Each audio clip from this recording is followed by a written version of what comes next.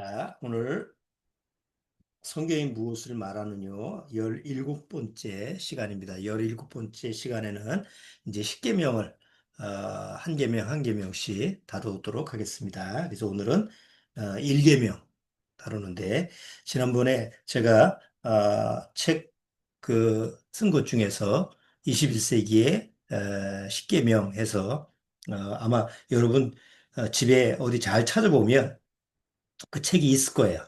그래서 거기 한번 보시면 뭐 한참 오래전에 썼던 거기 때문에 뭐 지금 오늘서 또 하는 설교하고 조금 이렇게 다르긴 다르는데 그래도 지난번에 십계명은 기본적인 기본 바탕이고 또 세월이 흐르다 보니까 그 이후에 십계명이라고 하는 걸 어떻게 다시 우리가 재조명하는지 그런 부분을 같이 한번 좀 살펴보려고 그래요. 자, 오늘은 죄와 일계명이라는 그런 주제를 가지고 같이 한번 말씀을 나눠보도록 할게요. 자, 잠깐 기도드리고 시작하도록 하겠습니다. 하나님 아버지 감사합니다. 우리가 성경을 통해서 율법과 계명이라고 하는 것이 이미 예수 그리스도 안에서 완성되고 예수님이 다 완성하신 또 십자가에서 다 처리하시는 그런 하나님의 말씀이라고 하는 것을 우리는 익히 잘 알고 있습니다. 그렇지만 십계명이라고 하는 것은 이미 출애굽기 내용에 자세히 보면 첫 번째 하나님이 주셨던 것은 두 돌판이 다 부서져 버렸고 이제 두 번째 다시 모세를 통해서 주신 그 십계명은 언약궤 안에 들어가 있었던 걸로 우리는 성경을 통해서 밝히 알고 있습니다. 그것을 통해서 우리는 첫 번째 하나님의 그 계명과 율법은 인간의 죄로 말미암아 불순종으로 인해서 아무 필요가 없는 그런 말씀이 되어버렸습니다. 그러나 하나님의 말씀은 없어지지 않기 때문에 다시 그들에게 하나님의 율법과 십계명을 주셔서 그것으로 하여금 자기를 스스로 비춰볼 수 있는 거울로 삼게 하셨습니다. 오늘날 구원받은 심령에게도 이제 십계명은 지켜야 되는 그런 계명이 아니라 하나님 앞에서 그 죄를 죄답게 깨닫는 죄 때문에 죽었다는 사실을 진정으로 깨닫는 그런 거울로 사용해야 되는 줄 압니다. 오늘서부터 한 계명 한 계명씩 그 계명을 통해서 하나님 앞에 죄가 무엇인지 낱낱이 우리가 드러나고 하나님 앞에 시인하고 회개할 수 있는 귀한 시간이 되도록 주님께서 인도하여 주옵소서. 시종을 주님께 부탁드리오며 예수님의 이름으로 기도드리옵나이다. 아멘.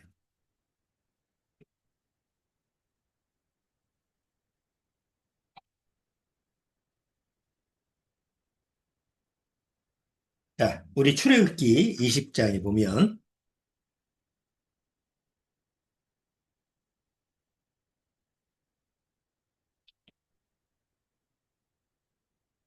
자, 출애굽기 20장 한번 보세요.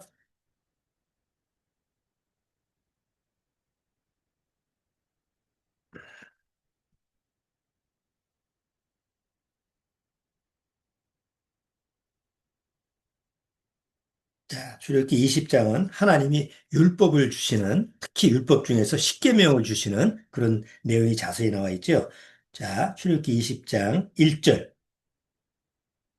하나님이 이 모든 말씀으로 일러 가라사대 때 나는 너를 애굽 땅 종되었던 집에서 인도하여 낸 너의 하나님 여호와로라. 너는 나 외에는 다른 신들을 내게 있게 말지니라. 이게 이제 1계명서부터 시작되는 거죠. 자, 어, 보통 기독교인들이 십계명 얘기할 때 일계명이라고 하는 것은 교회 나가는 사람들은 다, 난 당연히 교회 나가니까 하나님을 믿으니까 그건 뭐 통과. 이건 누가 뭐래도 잘 지키는 거지. 이렇게 이제 일계명은 아주 쉽게 생각을 해요. 그런데 한번 생각을 해보세요. 하나님이 계명을 주실 때, 말씀을 주실 때 첫 번째로 준다라고 하는 것은 그만큼 뒤에 거보다 굉장히 중요한 거죠. 우리가 뭐 누가 여러분들이 어디 가서 뭐 내가 강연을 한다든가 아니면 누군가한테 내가 중요한 뭐 메시지를 전하거나 아니면 지시사항을 전할 때 항상 첫 번째는 뭐예요? 가장 중요한 것부터 얘기를 하잖아요. 가장 첫 번째 지켜야 될 게 뭐냐. 그래서 첫 번째라고 하는 것은 가장 중요한 부분인데 하나님 앞에서도 이 10계명 중에 1계명이라고 하는 것은 가장 핵심적인 요소예요. 그래서 1계명에 여기 다시 한번 출애굽기 20장을 보시면 자, 너는 나 외에는 다른 신들을 내게 있게 말지니라. 너한테 다른 신을 절대로 두지 말라. 그러니까 여기 신들이라고 돼 있어요. 복수예요. 다른 신이 아니라 다른 신들을 내게 있게 하지 말지니라. 이렇게 돼 있어요. 자, 일계명이라고 하는 것은 하나님과 우리와의, 여러분 다 아시다시피 십계명 중에서 일계명과 그 네 개의 계명까지는 하나님하고 연관되는 계명이죠. 그 다음에 5계명서부터 10계명까지는 사람과의 관계에서 이루어지는 계명이에요. 그래서 일단 1계명과 4계명까지의 그 관계를 보면 하나님과 어떤 상태냐, 어떤 관계냐, 이런 부분을 살펴볼 수 있는 부분인데, 자, 첫 번째 계명은 뭐에 대한 얘기일까요? 하나님과의 관계 속에서 어떤 문제를 다루는 게 바로 1계명일까요?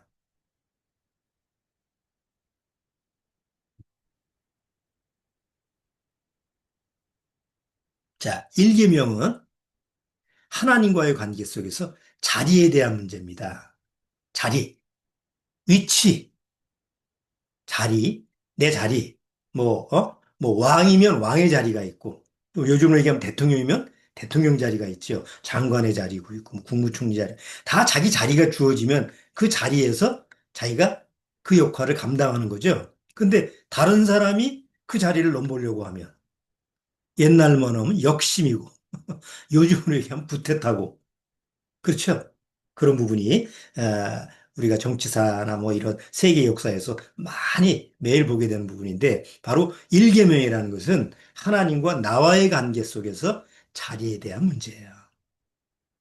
하나님이 아담과 하와를 창조하셨을 때 하나님이 아담과 하와는 하나님을 닮은 형상이잖아요. 그러니까 하나님의 닮은 형상이지만 아무데나 있게 하지 않고 하나님이 그 너희가 있어야 될 자리를 마련하셨죠. 그게 어디예요? 지금 우리가 사는 지구입니다. 지구라고 하는 땅덩어리입니다. 우리가 여러분 태양계를 보시면 뭐 태양서부터 수금지, 화목토 이렇게 쭉 보면 그 중에서 이게 생명체가 살 수 있는 그 장소는 어디밖에 없어요. 뭐 저 탐사선이 그 지구 끝까지 아니 지구가 아니라 저 태양계 끝까지 뭐 끝까지 가서 사진을 보내와도 사람이 한테 생명체가 살 수 있는 장소는 지구밖에 없어요. 그렇잖아요. 지금 지구상에 우리 사람이 살 수 있는 장소가. 그래서 하나님이 지구라고 하는 땅에다가 사람이 살 수 있는 그런 것을 하나님이 허락하시고 그렇게 만들으셨어요. 그러니까 아담과 하와한테 하나님이 뭐라고 그래요? 너는 이 장소에서, 이 에덴 동산에서 이것을 다스리고 지키라. 여기서 생육하고 번성하라. 이런 말씀을 주셨죠. 그래서 아담과 하와는 어디에 있어야 돼요? 하나님이 정한 장소에 있어야 돼요. 그런데 사단이 뱀이 그 뱀의 형상으로 싹 들어와서 아담과 하와를 속이는데 아담과 하와한테 뭐라고 그랬어요? 왜 니들이 하나님이 너들로 하여금 그걸 먹지 말라고 한 줄 알아? 니들이 하나님과 같이 될까 봐 그런 거야. 그것은 또 무슨 얘기예요, 그게? 자리 얘기예요. 위치에 대한 얘기예요. 그러니까 사단이 뱀의 형상을 입고 사람한테 왔을 때 첫 번째 뭐라고 속이느냐? 네가 있어야 될 자리가 여기가 아니야. 바로 너도 하나님 자리에 있을 수 있어. 왜? 사단은 뭘 처음에 계획을 하다가 실패했어요. 하나님 자리를 넘보다가 실패하고 그리고 결국은 하나님 앞에서 쫓겨난 자잖아요. 하늘에서 쫓겨난 자잖아요. 원래 루시퍼라고 하는 천사의 자리는 어디였어요? 루시퍼라고 하는 천사의 자리는 자기가 스스로 만든 게 아니라 하나님이 정한 장소였죠.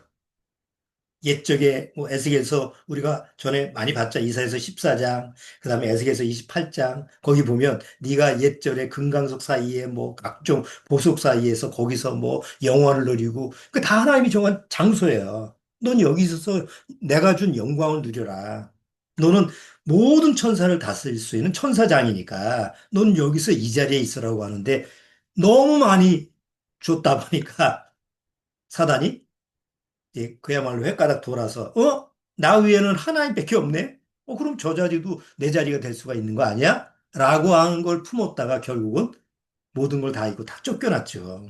그리고 이 지구상에 내려온 게 바로 사단 아니에요. 그러니까 일계명이라고 하는 것은 바로 자리에 대한 얘기, 위치에 대한 얘기예요. 성경에 보면 하나님이 하나님의 그 택한 사람들을 불러 모을 때 항상 그런 부분을 강조하죠. 광야에서 모세를 이집트에서 불러내신 다음에 그 모세에서 한 40년 동안 모세를 광야에서 훈련시키고 나중에 시내산에 이제 부르잖아요.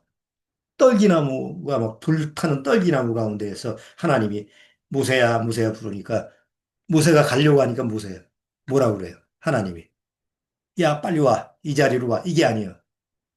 이 자리는 거룩한 곳이니까 너는 신발을 벗고 거기 서 있어. 그러니까 하나님의 자리는 항상 보존되어 있는 거예요. 거기를 누가 침해하거나 아니면 거기를 누가 들어올 수가 없어요, 절대로.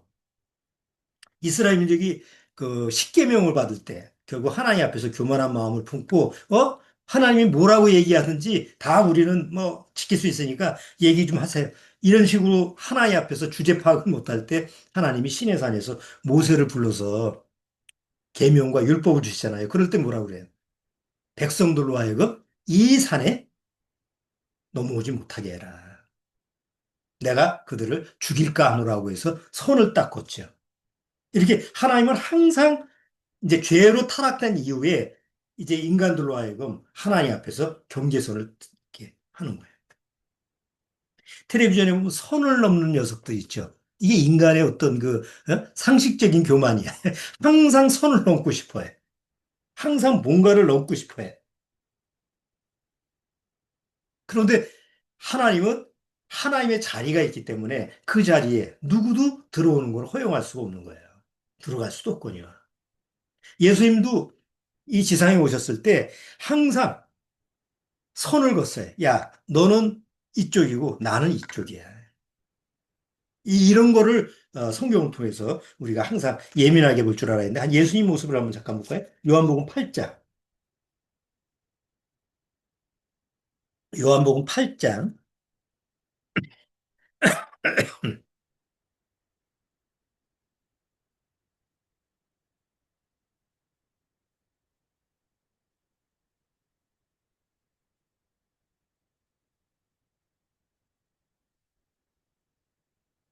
요한복음 8장 보세요.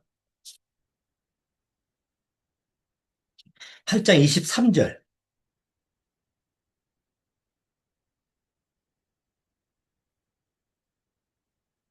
자, 요한복음 8장 23절에 보면 예수께서 가라사대 때 너희는 아래서 났고 나는 위에서 났고 너희는 이 세상에 속하였고 나는 이 세상에 속하지 아니하였느니라. 여기 손은 분명히 그죠? 너희는 아래에서 났어. 땅에서 났어. 나는 그렇지만 위에서 났어. 너희는 세상에 속한 자들이지만 나는 하늘에 속한 자다. 이렇게 손을 예수님은 분명히 그었어요. 자, 아, 이제 십계명, 일계명을 한번 좀 자세히 들어가 볼까요? 자, 너는 내 앞에서 하나님 앞에서 다른 신들을 두지 말라라는 것은 이게 취하지 말라는 거예요. 거기 이제 have 동사가 써 있어요. have는 뭐예요? 뭘 가지다라는 거잖아요. 내가 뭘 가질 수 있는 거야. 하나님은 아담과 하한테 하나님이 주신 모든 것을 허용했죠. 다 가져. 그리고 누구까지도 허용을 했어요. 하나님 자신까지도 허용을 했어요. 너는 나의 형상을 닮은 존재이기 때문에 너는 나도 네가 나도 가질 수 있어. 우리가 아빠, 엄마 이렇게 애기들 갈 때, 아빠 보고 뭐야? 아빠는 내 거야. 뭐, 엄마는 내 거야. 그런 얘기를 하죠, 아기들이. 예? 아빠, 엄마를 소유하는 그런 마음으로 인간은 하나님을 정말 사랑의 주인으로 소유할 수 있어요. 그러니까 하나님이 허락하신 거예요. 동물을, 뭐, 누구한테도 허락한 적이 없는데 하나님의 형상을 닮은 사람한테만 허용을 하신 거예요. 아니, 엄마 보고 애가 엄마 내 거야 그러면 내가 왜 네 거야 임마. 그런 엄마 없잖아요. 오히려 더 귀엽게 보고 아이 자식 더 기특하게 보지. 그러니까 그런 마음의 교감이 이루어질 수 있는 게 하나님과 우리와의 관계예요. 그래서 하나님을 소유할 수 있는 사람, 하나님을 가질 수 있는 사람은 바로 하나님의 형상을 닮은 사람밖에 없는 거예요. 그런데 죄로 타락된 다음에는 어떻게 돼버렸어요? 하나님을 가질래 가질 수가 없는 존재가 돼버린 거죠. 왜? 하나님은 죄가 있는 곳에는 들어가실 수가 없거든요. 죄가 있는 곳에는 하나님이 가려고 해도 갈 수가 없어요. 그 죄 문제가 해결하지 않는 한, 죄가 없어지지 않는 한, 절대로 나는 하나님을 가질 수가 없는 거예요. 그러니까 일계명이라고 하는 것은, 어, 하나님이 하나님 자리가 있는데, 어떻게 사람의 자리까지 오셔서 사람 안에 들어갈 수 있지? 라고 하는 근원적인 문제를 포함하고 있는 내용이 일계명이라는 거죠. 근데 보통 이런 의미로 사람들이 생각하는 게 아니고 보통 기독교인들은 교회 나가면 뭐예요? 교회 문만 들어가서 한 번만 갔다 오면 아, 일계명은 자동적으로 패스, 지키는 걸로 착각을 하고 있잖아요. 절대로 그렇지 않습니다. 자, 성경에 보면 하나님이 스스로 뭐라고 하냐면 나 외에는 다른 신이 없다라고. 아니, 하나님 자신이 그래요. 이 세상에 어떤 신도, 어떤 잡신도 그런 말을 한 적이 없어요. 석가모니가 나 말고 다른 신이 없다. 석가모니는 신이라고 하는 존재라고 얘기를 안 하죠. 예? 천상천하 유아독존. 나는 세상에 나밖에 없다. 라고 하는 것은 내가 제일 귀중한 존재다라는 얘기지. 나 외에는 다른 존재가 없다. 다른 신이 없다. 이런 뜻이 아니잖아요. 물론 이슬람교는 알라신, 하나님이라는 존재를 알라라는 쪽으로 믿는 거니까. 그건 당연히 신을 부정하는 게 아니니까. 저 무당들이 그 불러내는 그 온갖 잡신들. 나는 이 세상에 나 하나밖에 없어. 이렇게 주장하는 신들은 없어요. 세상에 그런 신이 없어요. 그런 적이 없었어요. 그런데 성경을 통해서 유독 하나님만 나 외에 다른 신이 없느니라. 이렇게 선언하시는 거예요. 여러분, 그러면 그걸 아니다. 나도 신이다라고 대드는 존재가 있어야 되잖아요. 누가? 사단이. 가장 세상의 왕이고 세상에 가장 강력한 영향력을 미치는 그런 세상신이 사단이잖아요. 그럼 사단이 하나님이 나 외에는 다른 신이 없느니라라고 얘기하면 사단은 뭐라고 해야 돼요? 무슨 그런 말이 있어? 나도 신이야. 하나님과 동일한 존재. 이렇게 우겨야 되잖아요. 근데 사단조차도 그렇게 우긴 적이 없어요. 오히려 하나님의 한 분이신 줄 믿느냐? 마귀들도 믿고 떠느니라. 어디서 있긴 있는데 어디에요? 야고보서. 야고보서 2장 보세요. 사단도 하나님이 한 분이라는 걸 믿어요. 아니, 그게 사실이니까. 자, 야고보서 2장.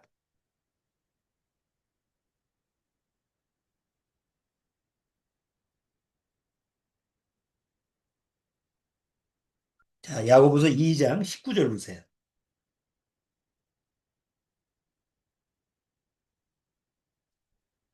자, 야고보서 2장 19절. 내가 하나님은 한 분이신 줄 믿느냐? 잘하는도다. 귀신들도 믿고 떠느니라.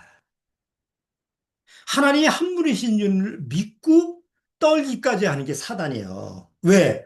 너무 사실적으로 아는 존재니까. 그러니까 감히, 아유, 무슨 얘기야. 나도 신인데, 이렇게 하나님 앞에서 떠들고 까불지를 못하는 게 사단이에요. 아니, 인간들은 뭐, 하나님 없다고 막 그러는데, 그러니까 뭘 몰라서 그런 거예요. 사단한테, 지배를 받아가지고, 사단은 인간들로 하여금, 야, 하나님이 없어. 아, 야, 난 수많은 신들 중에 하나야. 이런 식으로 속아먹는 거지. 정작 사단은 하나님 앞에서 고개를 숙이고 뭐 하나님의 명령하면 예 하고 아니요를 할 수가 없는 거예요. 우리 욥기에서 잘 보이잖아요. 사단의 존재가 하나님 앞에 그룹 천사들 앞에서 모여서 너 어디 왔다 갔다 하느냐 뭐 땅에 여기저기 갔다 왔습니다. 하나님과 이렇게 대화하는 장면이 나타나죠. 거기서 뭐 대들어요? 그럴 수가 없는 존재라는 거예요.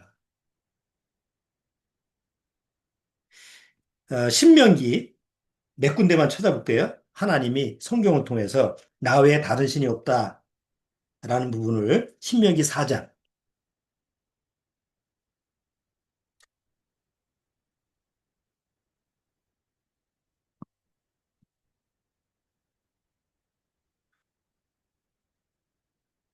신명기 4장 39절.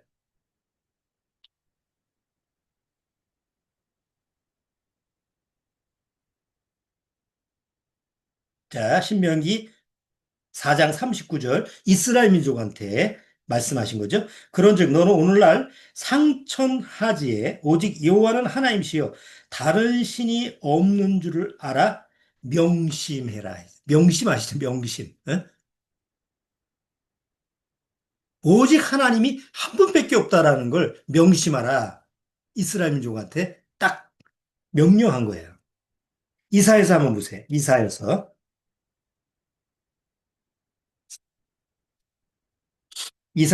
45장.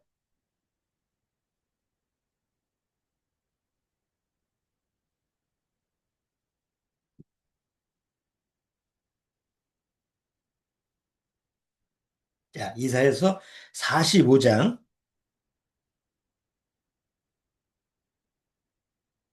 자, 5절. 이사야서 45장 5절.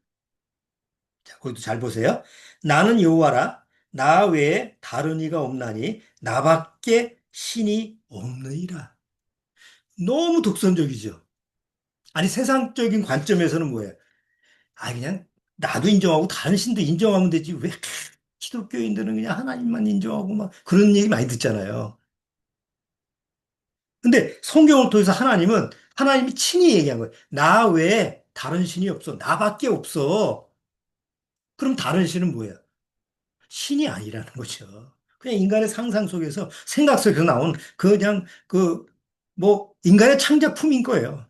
로마에 나오는 그 수많은 신들, 인도의 그 뭐, 만여 개가 넘는 신들.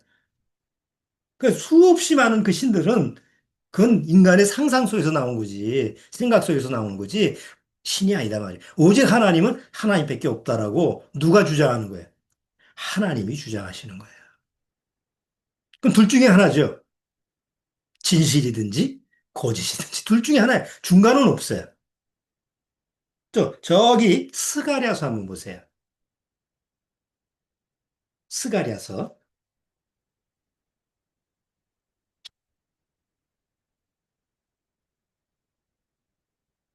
1325페이지.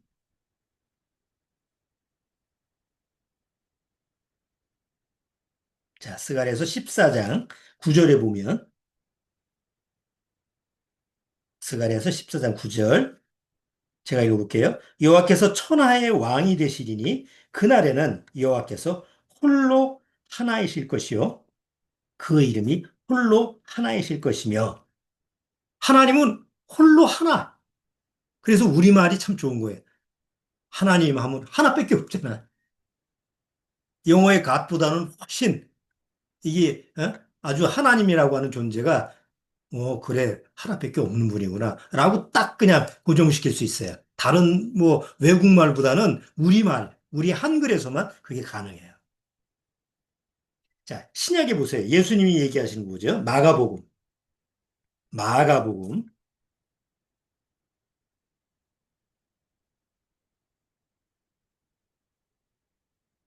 12장.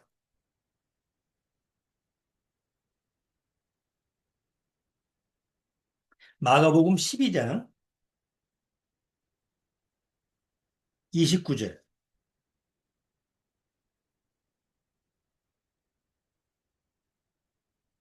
자, 마가복음 12장 29절 보세요.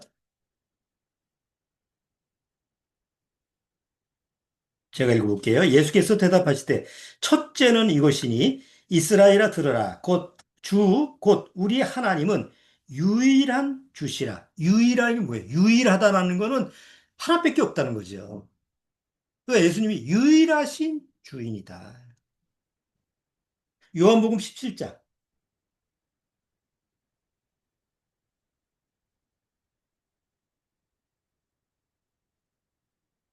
자, 요한복음 17장 3절에 보세요. 요한복음 17장 3절도 영생은 곧 유일하신 참 하나님과 그의 보내신 자 예수 그리스도를 아는 것이니다. 영생은 뭐냐? 유일하신 참 하나님. 하나밖에 없어. 유일해. 그래서 구원받은 성도들이 늘 마음속에서 하나님에 대해서 첫 번째 적용을 시켜야 될 말씀이 뭐냐면 바로 일계명이에요. 아, 하나님 외에는 다른 신이 없구나. 자, 고린도 전서 8장 보세요. 자, 고린도전서 8장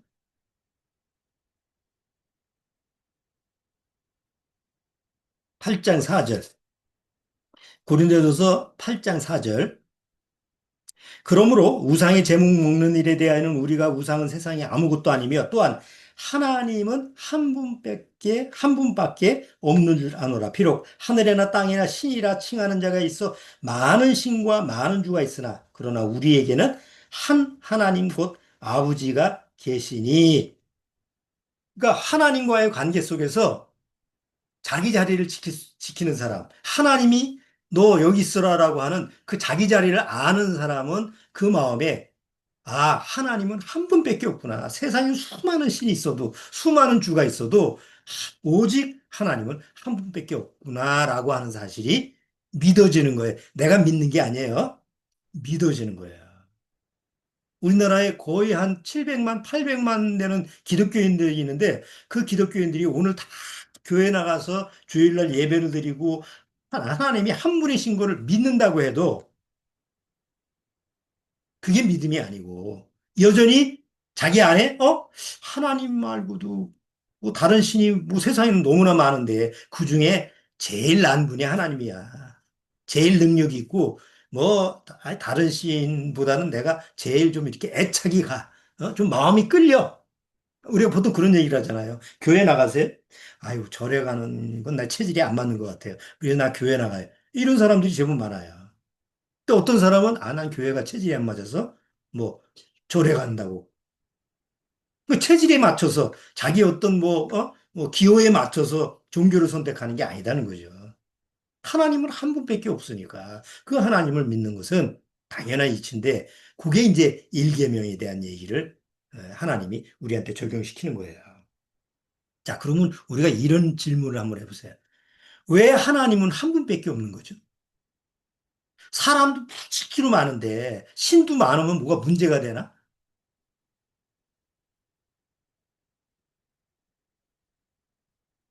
왜 그럴까요? 왜 하나님은 한 분밖에 없다고 얘기해요?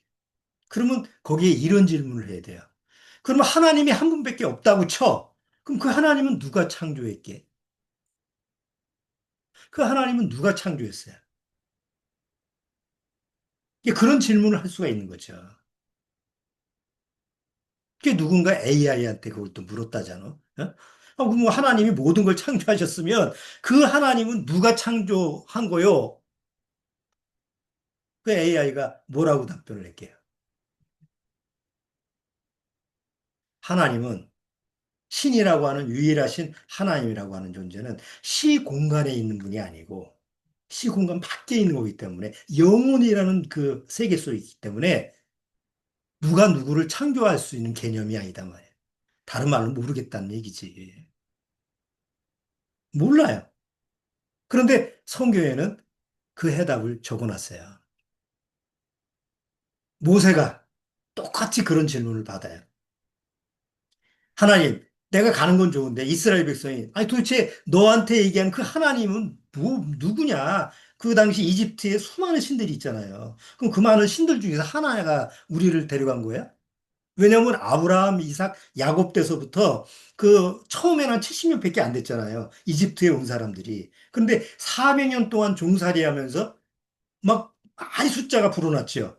거의 뭐, 애굽에서 나온 남자만 40만 명, 아니 60만 명이라고 그러니까 뭐 적어도 4인 가족이라고 친다면 몇백만 명이잖아요. 그러면 그 수많은 사람들이 애굽에서 400년 동안 살면서 애굽의 신들만 봤지. 하나님이라는 존재라고 하는 건 몰랐어요.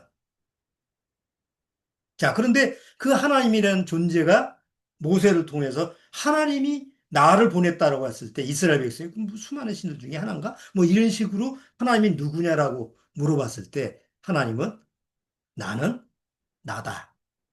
I am that I am. 뭐 어떤 성경은 I am who I am 이렇게 그 안에 관계대명사를 이렇게 바꾸는데 어쨌든 I am that I am이라고 하는 것은 뭐냐면 나는 스스로 있는 자다. 나는 나다. 누가 나를 창조하고 뭐 누가 나를 만들고 이런 개념이 아니다. 나한테는 그것이 적용이 안 된다. 뭐 그런 것까지는 우리가 다 이해할 수가 없어요. 그건 나중에 올라가서 물어보시면 되고. 중요한 거는 하나님이 창조자신데 창조를 할 때 어떤 원리로 창조를 하셨느냐라는 걸 잘 보시면 돼요. 이 세상에 나라고 하는 존재는 몇 명이에요?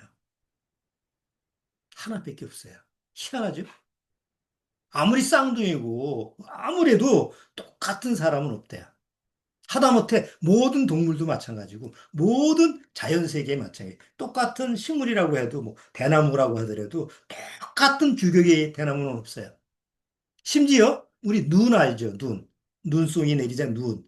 눈 내리면 그 별 같은 그 현미경으로 보면 눈에 어떤 그 모형이 나오잖아요. 근데 그 눈의 모형도 똑같은 게 하나도 없대요. 그러니까 하나님의 창조의 원리 중에서 하나가 독창성이에요.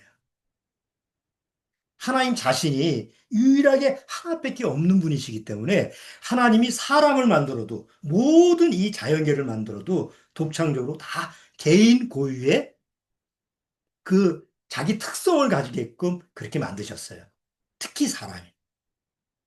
그래서 이 세상엔 나밖에 없어요. 나하고 똑같은 존재가 없어요. 그렇게 만들 필요도 없어요. 유일하게 나니까. 그렇죠? 아니, 내가 살아가면서 나하고 똑같은 존재가 있으면 좋을까요, 나쁠까요? 기분이. 나하고 비슷한 사람만 봐도 기분이 안 좋아. 아니, 심지어 똑같은 옷만 입어도 기분이 안 좋은데, 예? 피해 가잖아요. 나하고 똑같은 집 있으면 다른 길로 가든지 피해 가잖아. 아니, 똑같은 옷 입으면 어떻다고. 그러니까, 나의 본성 쪽에서 나하고 똑같은 거는 싫어해.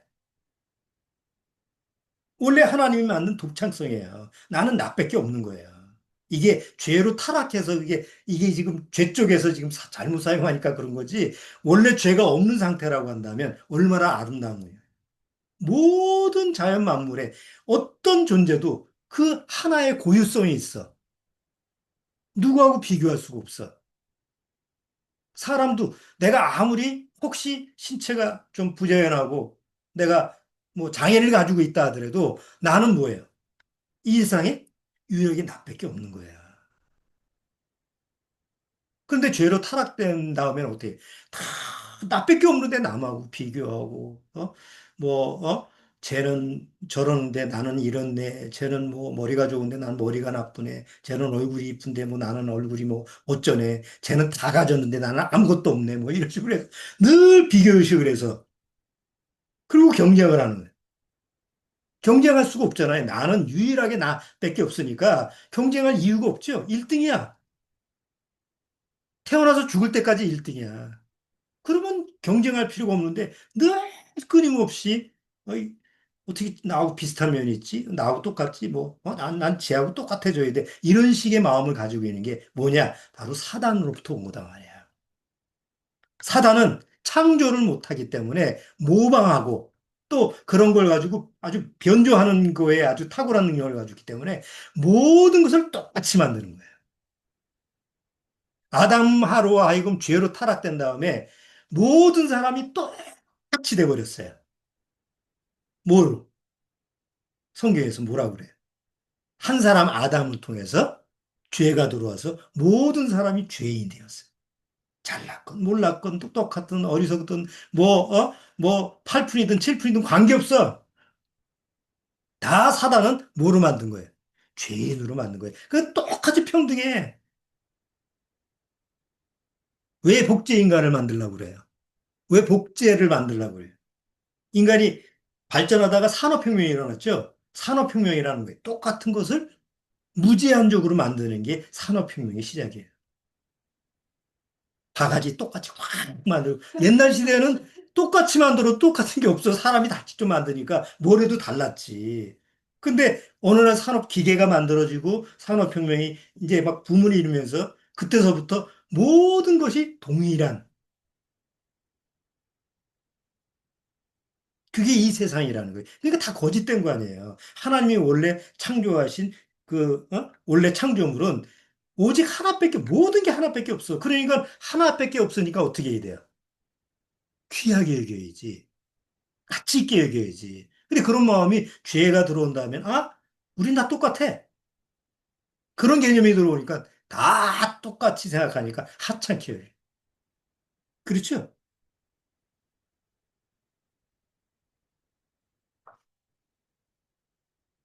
똑같은 거 아무리 만들어도 사람이 똑같은 거 싫어해요. 왜 한정판에 목매? 왜 한정판에 그냥 새벽 수업도 줄 서가지고 그거 살라고 목을 매냐고. 바로 사단이 인간으로 하여금 죄를 주입시켜서 모든 사람으로 하여금 다 똑같이 만들어버린 거예요. 그리고 그 안에서 뭐 잘났네 못났네 뭐 서로 싸우고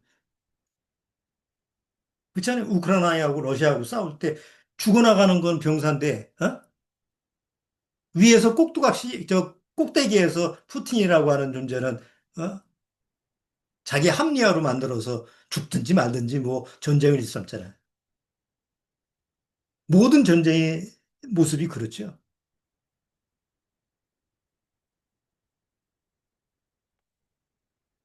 자, 그러면 일계명이 왜 죄냐? 일계명이 아까 뭐라 그랬죠? 일계명이라는 게 뭘 얘기하는 거냐고?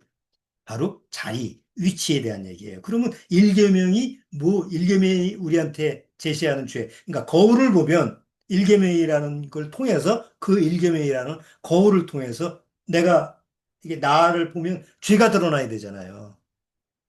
근데 일계명을 보고 내가 오늘 교회 나가는데 하나님을 믿는데 나는 당연히 하나님을 유일하신 하나님으로 믿는 거지라고 생각을 한다면 일계명을 통해서 죄가 절대로 드러날 수가 없죠.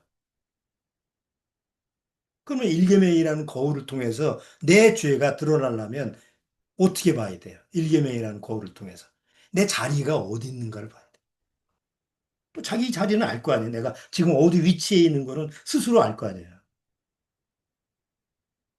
일계명 나는 나 너는 나 외에는 다른 신들을 두지 말지라 내 앞에 나라는 사람 앞에 하나님 앞에 두지 말지라는 건 다시 말해서 하나님 앞자리에 들어가면 다 죄예요. 응? 하나님 앞에는 누구래도 갈 수가 없죠. 하나님 뒤편을 쫓아가야지. 하나님 앞에 무엇을 해도 갖다 두면 안 돼. 근데 내가 가만히 보니까 교회도 열심히 나가고 뭐 목사고 뭐 신학 박사고 그런데도 불구하고 하나님 보시기엔 이것이 내 앞에서 알짱거리고 있어. 그게 죄다 말이야. 마태복음 11장 한번 보세요.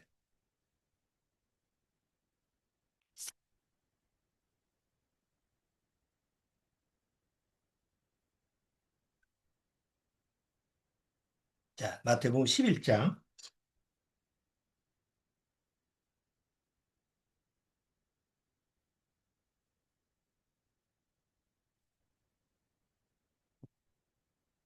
자,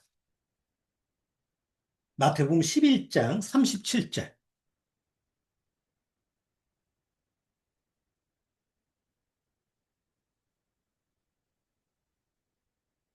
아, 11장 37절은 없죠?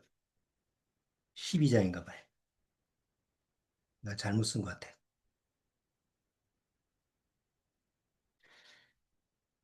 잠깐만요.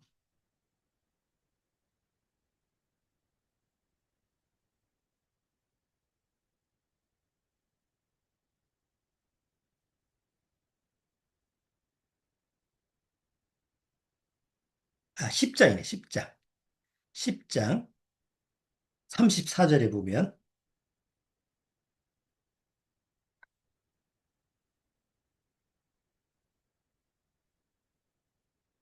자, 여기 보면 34절 볼게요. 내가 세상에 화평을 주러 온 줄로 생각지 말라. 화평이 아니요 검을 주러 하노라. 내가 온 것은 사람이 그 아비와 딸이 어미와 그 며느리가 시어미와 불화하게 하려 함이니 사람의 원수가 자기 집안 식구리라. 아비나 어미를 나보다 더 사랑하는 자는 내게 합당치 아니하고 아들이나 딸을 나보다 더 사랑하는 자도 내게 합당치 아니하고 또 자기 십자가를 지고 나를 쫓지 않는 자도 내게 합당치 아니하니라. 여기 보면 하나님 앞에다가 뭘 둬요? 아버지도 두고, 어머니도 두고, 또 뭐 자기 아들이나 딸 두고, 아니면 자기 뭐, 심지어 자기 자신까지도 하나님 앞에 딱 놔두면 뭐예요? 합당치 않다. 그리고 거기 뭐라고 돼 있냐면, 38절에 또 자기 십자가를 지고 나를 쫓지 않는 자도 나를 쫓는다는 게 뭐예요? 뒤따라가는 거잖아요. 쫓는다라는 건 앞서가는 게 아니라 뒤쫓아가는 거죠. 바로 항상 하나님 자리에 뒤를 쫓아가야 되는 거지. 내 자리는, 내 위치는 하나님 앞서가면 안 된단 말이에요. 근데 사단은 교묘하게 사람으로 하여금 죄의 바이러스를 줘서 자기가 못한 일을 시키는 거죠. 자기가 못한 거예요. 하나님 앞자리에 가려다가 쫓겨난 거 아니에요. 그러니까 자기는 못했으니까 사람의 하나님의 형상을 담은 인간을 속여서 하나님 앞자리에 가서 있게 하는 거예요. 그게 바로 일계명의 의미다 말이에요. 그러니까 내가 하나님 앞에서 내가 자리가 어디지? 내 하나님 나를 구원하신 하나님 항상 뒷자리 주님을 쫓아가는 자리지라고 하면 그건 안전해요. 근데 구원을 받지 못하면 절대 그러지 못해요. 내가 하나님 자리에 간다고 해서 가는 게 아니고 사단이 거기다 꽂아놔. 넌 네 자리가 여기야. 그러니까 마음에서 항상 하나님은 뭐예요? 뒷전이시. 자기도 모르는 사이에 그래. 속아 넘어가는 거예요. 근데 한번 잘 생각해 보세요. 만약에 내가 항상 직장에 나가면 내가 앉는 자리가 있어요. 내 자리가 정해져 있으니까. 그 내 자리, 내 컴퓨터, 내 책상, 내 위치가 있는데 오늘 가니까 남이 거기 딱 앉아 있네. 심의사원인데 자리를 잘 못 찾아가지고 내 자리에 앉았어. 아주 쫄짜가. 몰라서 앉았어도 기분이 좋아요, 나빠요? 기분이 안 좋지. 내 자리에 누가 앉아 있으면. 에? 누가 내 밥 먹으라고 밥상을 차려놓는데 누가 모르고 내 자리에 앉아서 그걸 먹고 있어. 그럼 기분이 어떨까요? 누가 내 부인이나 내 자식이나 이런 내 가족들을 마치 자기 가족처럼 취하면 어떡할 거예요? 그 아일랜드라는 복제인간처럼. 그럼 허용할 거예요? 절대 그렇지 않습니다. 목숨 걸고 싸워서 내 걸 지켜야지. 그럼 하나님은 어떤 분이시냐 이거죠. 하나님은 더더욱 하나님의 자리를 넘보거나 하나님 자리 앞에 앞서거나 그런 존재가 없지만 그런 모습을 보인다고 한다면 그것은 하나님 앞에 죄다 말이에요. 그거를 거울로 비춰보게 하는 게 일계명이라는 거울이에요. 인류 역사 이래 여태까지 아담 이후의 역사 이래로 많은 사람들이 하나님을 대적하고 내가 신이다. 사단의 어떤 사주를 받고 그렇게 자처하는 사람들이 있었죠. 이사야서 14장, 에스겔서 28장 거기 보면 이방 왕들 예를 들어서 네가 하나님 자리에 앉아 묵별 위에 앉아 뭐 이렇게 비유를 하죠. 거기에 아주 교만한 왕들의 이름이 나오죠. 뭐 나폴레옹, 히틀러 뭐 그런 사람들, 이 세상의 독재가들, 뭐 스탈린 이런 사람들이 다 나타나서 자기가 마치 하나님 자리에 있는 것처럼 그렇게 세상을 군림하고 그런 사람이 남아 있어요. 지금 세상에 그 결말이 그렇게 좋아요? 다 신의 자리에 올라갔다고 했던 그 사람들의 말로는 다 비참해요. 왜? 그건 원리가 아니니까. 이 세상에서도. 그런데 마지막 때 하나님은 이 세상을 심판할 때 하나님이 사단으로 하여금 마지막에 자기가 신 노릇하는 걸 허용해 줄 때가 와요. 왜? 하나님이 이 세상을 심판할 명분이 있어야 되니까. 그렇죠? 여태까지는 하나님이 뭐 사단이 사주를 해가지고 이렇게 깔짝거려도 그냥 하나님이 이 역사의 흐름에 하나님의 그 계획대로 이렇게 놔뒀지만 마지막 때 가서는 아예 발악을 하게 하는 거예요. 우리가 그렇죠. 어떤 저기 마약사범 그 드라마나 보면 어디 저 살인범들 보면 처음에 무슨 처음 범죄를 저질렀을 때 그걸 잡으면 이 뭐 그게 그 쉽게 말하면 꼬리만 잡히니까 나중에 죄가 좀 번성하게 해서 나중에 꼭두머리 꼭 제일 꼭두머리까지 꼭대기까지 싹 잡아들려고 놔두는 경우 있잖아요. 그것처럼 하나님도 마지막 이 세상을 심판할 때 사단이라고 하는 그 존재가 정말 자기 마음을 드러내서 하나님 앞에 네가 하나님을 내 자리를 네가 탐냈지 그것을 완전히 세상에 드러나게 해서 하나님이 심판하는 때가 있는데 바로 그 시대가 마지막 때가 7년대 환란이에요. 근데 요한계시록 그 13장에 보면 그 마지막 때 나타나는 그 마지막 때의 어떤 신의 모습이 어떤 모습이에요? 말을 하는 우상이라고 되어 있어요. 사람들로 하여금 말을 하는 우상을 만들어서 모든 사람으로 하여금 신이라고, 신을, 그가 하나님이다 라고 해서 쫓게 하라. 그게 누구예요? 말하는 우상. 우상이라는 건 절대 말을 못했잖아요. 그럼 말하는 우상은 옛날 시대는 있을 수가 없어요. 뭐, 돌덩이, 아니면 하여튼 뭐, 우상이라고 했던 그 존재가 말을 하지 못했어요. 근데 지금 시대는 말하는 우상이 있어요. 그것도 아주 잘하는 우상. 그게 AI다 말이에요. AI라고 하는 게 지금 컴퓨터가 나와서 AI가 나와서 이 세상을 뒤흔드는 역사가 한 60년밖에 안 돼요. 급격히 발전돼서 AI라고 하는 세상이 돼버렸어요. 뭐 여러분 맨날 뉴스 보면 AI 뭐 맨날 나오잖아요. 여기 요번 주에 제가 책을 하나 봤는데, 음,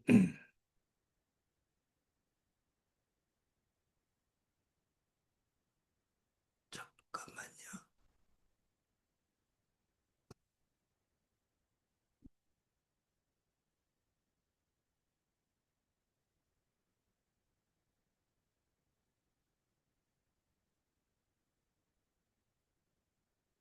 공유 안 해도 되겠구나. 여기 보면 요 새로운 질서라고 하는 그 책자가 있는데 AI 이후의 생존 전략. 여기 아주 따끈따끈하게 2025년도 지금 얼마 안 됐어요. 그래서 다 보지는 못했는데 거기에 어떤 내용이 나오냐면 1장에 보면 거기 헨리 키신저라고 하는 이분이 이제 돌아가신 분이에요. 근데 돌아가시 전에 이 책자를 공저를 했는데 거기에 이런 얘기가 나와요. AI는 우주 최고의 자리에 오르거나 혹은 그에 상응하는 권력을 얻으며 다음 세기에 있을 중요한 발견 대부분을 책임질 것이다. AI 슈퍼컴퓨터는 이미 인간 뇌보다 1억 2천만 배 빠르다.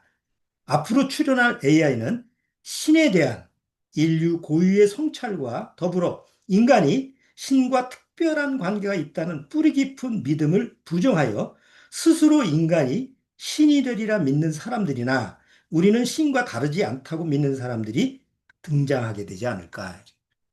신과 연관시켜서 뭔가 자기가 신이다라고 하는 것을 AI를 통해서 주장하는 사람이 나올 것 같다라고 하는 예측을 해요. 뭐 다른 내용은 뭐 별반 없는데 굳이 책을 살 필요는 없고 내가 그 자료 화면을 위해서 봤는데 AI가 앞으로 대세예요, 세상에. 여러분 그 인터넷이나 유튜브 이렇게 보면 AI의 미래 이렇게 쳐보면 앞으로 향후 5년 내에 세상은 바뀔 거고 뭐 10년 내에 뭐 어떻게 바뀔 거고 뭐 예측을 이렇게 하는 게 나오는데 거기 내용을 보면 뭐 상상은 안 가는데 참 무서운 세상이 되지 않을까. 근데 우리가 성경을 통해서 미리 알잖아요. 마지막 때 이 세상의 모습은 어떤 모습이냐. 어떤 말하는 기계 같은 우상이 나타나서 모든 사람을 장악을 해서 다 자기한테 절하지 않으면 살 수 없게 만드는데 그게 뭐냐면 많이 하는 666이라는 표시죠. 숫자인데. 근데 요즘 와서 우리나라도 그렇지만 계속 무슨 문제가 일어나요? 해킹 문제가 일어나서 카드도 해킹이 일어나 무슨 뭐 하는 것도 뭐 여러분 저 요새는 저 핸드폰 가지고 다 결제하고 그러잖아요. 요새는 간편하니까. 그런데 그것이 다 해킹당해서 돈이 빠져나가. 안전한 데가 없어. 아니 뉴스에서도 그게 나와요. 이제는 손이나 아니면 뭐 얼굴 화상으로 그렇게 확인하는 그런 제도가 되지 않으면 불안해서 어떻게 할 수가 없다고. 멘트가 그렇게 나오더라고. 이게 우리가 상상해서 나온 말이 아니고 이미 2000년 전에 성경에 기록된 거고 그 기록된 성경이 지금 우리가 현실적으로 마주치는 사회 현상이다라는 거죠.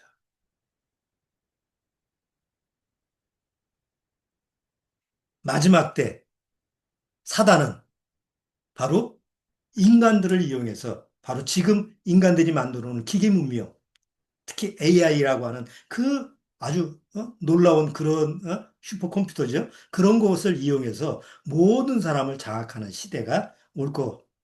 근데 옛날에는 올 것 같았는데 지금은 현실화된 거죠. 더 무서운 거는 AI를 개발했던 그 AI의 연구 이런 했던 사람들이 이제는 AI가 스스로 그 안에서 뭔가 계획을 하고 뭔가 하는 그런 원리를 스스로 모르겠대요. 그 말이 안 되는 얘기 아니에요? 원래는 기계를 만든 사람이 다 알아야 되잖아요. 근데 이제 기계가 스스로 자기 스스로를 계획하고 이런 시스템이 이게 만들어지다 보니까 자기가 알아서 하다 보니까 왜 이런 거를 얘네들이 이렇게 다른 걸 뭐 계획하고 이런 걸 다 할 줄 알지? 근데 스스로 기계가 스스로 알아서 했던 거라 그 원인을 찾을 수가 없대요. 그러니까 미래가 예측이 안 되는 거예요. 얘가 이제 인간을 뛰어넘는, 그러니까 다 미래에 대해서 불안해하는 거예요. 과학 발달 문명은 엄청나게 되는데 그걸 이제는 인간 스스로 그걸 어떻게 통제할 수 있는 이런 시스템이 따라가질 못하니까 그것 때문에 이제 요즘 뭐 AI를 할 때 윤리를 어떻게 적용을 시켜? 걔는 기계인데 감정이 없는 기계인데 그런 시대에 우리가 살고 있는 거예요. 그러니까 멍청하게 그냥 먹는 거, 마시는 거, 입는 거 맨날 텔레비전 보면 뭐야? 맨날 먹고 입고 마시는 거야. 우리 일상생활이 그거 말고는 없죠. 옛날에는 돈이나 계산하는 법을 알아야 되니까 세상 살지. 요새는 돈 계산하는 것도 몰라. 그냥 카드만 갖다 대고 계산할 필요도 없잖아요. 알아서 다 처리하니까. 그러니까 사람은 멍청해지고 기계는 똑똑해지고. 그러니까 그런 세상에 우리가 살고 있는데 아까 일계명에 뭐라고 했죠? 너는 내 앞에 하나님 앞에 다른 신들을 두지 말지니라. 그 다른 신이 요즘엔 AI가 될 수도 있고 기타 등등 뭐 사람들이 초점을 맞추는 그 모든 것이 하나님보다 대체가 되는 거죠. 아주 위험천만한 시대예요. 그렇기 때문에 우리가 구원받고 나서 좀 정신을 차리고 좀 말씀으로 좀 깨어 있어야 될 부분이에요.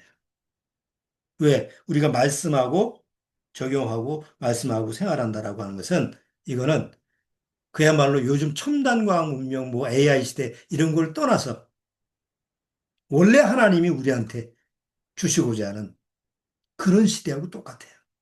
2000년 전이나 지금이나.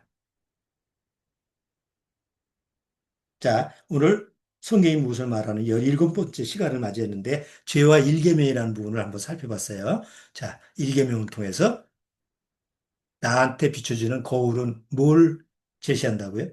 그 거울을 통해서 내가 내 자리가 어디냐? 하나님이 정한 자리에 지금 있느냐? 하나님이 너 여기 있어? 라고 하는 위치에 지금 있느냐? 이게 바로 일계명을 통해서 나를 살펴본다는 거죠. 하나님이 있어요, 또 있어 라고 하는 그 자리에 있으면 난 정말 다행인 사람이에요. 축복받은 사람이에요. 그런데 하나님이 있어 라고 하는 그 자리가 뭔지도 모르고 안다고 하면서도 엉뚱한 데가 있으면 굉장히 위험한 내 모습이죠. 예, 그런 것을 우리가 일계명을 통해서 잘 한번 살펴보시기 바랍니다. 자, 오늘 17번째 시간 마치도록 하죠. 우리 기도하고 마치겠습니다. 하나님 아버지 감사합니다. 오늘 일계명을 통해서 내가 과연 하나님이 있으라고 하는 그 자리에 있느냐 아니면 또 엉뚱한 자리에 있지 않느냐라는 것을 확인할 수 있는 그런 일계명의 말씀을 살펴봤습니다. 구원받으면 누가 뭐라든 하나님이 정한 그 축복의 장소에 내가 있는 줄 압니다. 또 당연히 있어야 되는 줄 압니다. 말씀을 통해서 그 자리에서 벗어나지 않고 그 축복과 은혜와 하나님의 놀라운 은총이 내려지는 그 축복의 장소에서 벗어나지 않도록 주님께서 말씀으로 우리를 인도해 주옵소서. 예수님의 이름으로 축원합나이다. 아멘.